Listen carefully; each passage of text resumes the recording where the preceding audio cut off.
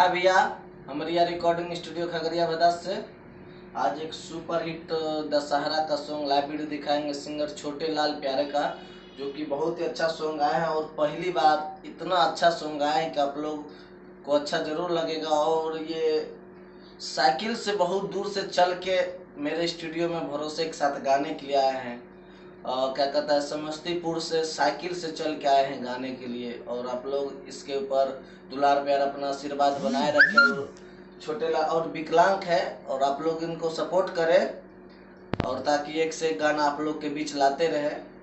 आइए हम छोटे लाल प्यारे का लाइव वीडियो दिखाएंगे। और इससे पहले आप लोग से बताना चाहते हैं कि प्लीज़ मेरे मैथिली जानकार चैनल को आप लोग ज़रूर सब्सक्राइब करें और बेल आइकन बटन को ज़रूर दबाएं, ताकि कोई भी audio video live video upload हो तब तक नोटिफिकेशन में मिल जाएगा। और अभी आइए हम अभी लाइव वीडियो दिखाते हैं।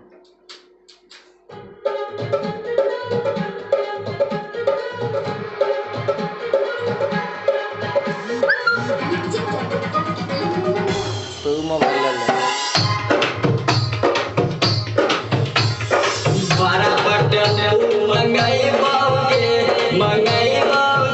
दशहरा के मेला घुमैबोगे,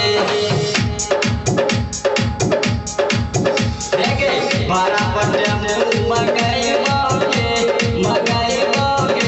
दशहरा के मेला घुमैबोगे, माई दरबार ले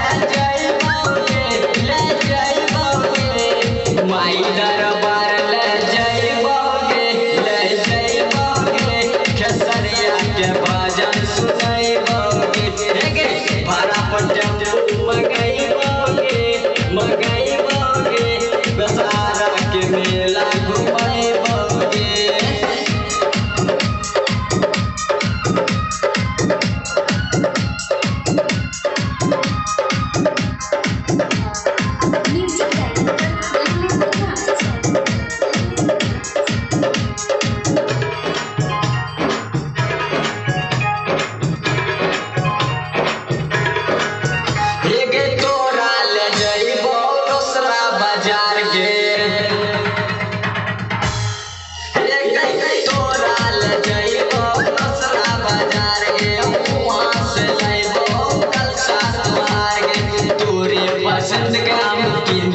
चुनरी देखे में लागे माई सबसे सुंदरी,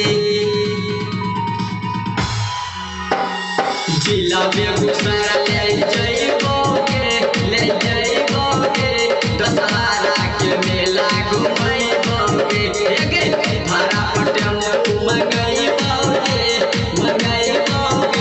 दशहरा के मेला घुमैबोगे।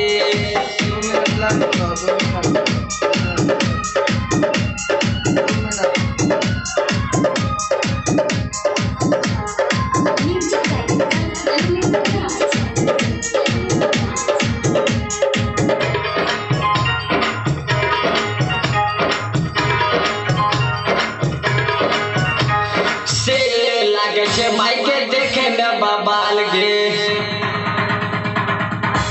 हाँ से लागे छे माई के देखे में बबाल गे, दुनिया जाने छे माई छैया परम्पार गे, राइटर संजीव से गाना लिखाइले, भरत संजीव से चुनरी मंगाइले, छोटे लाल के गाना सुनाइबोगे,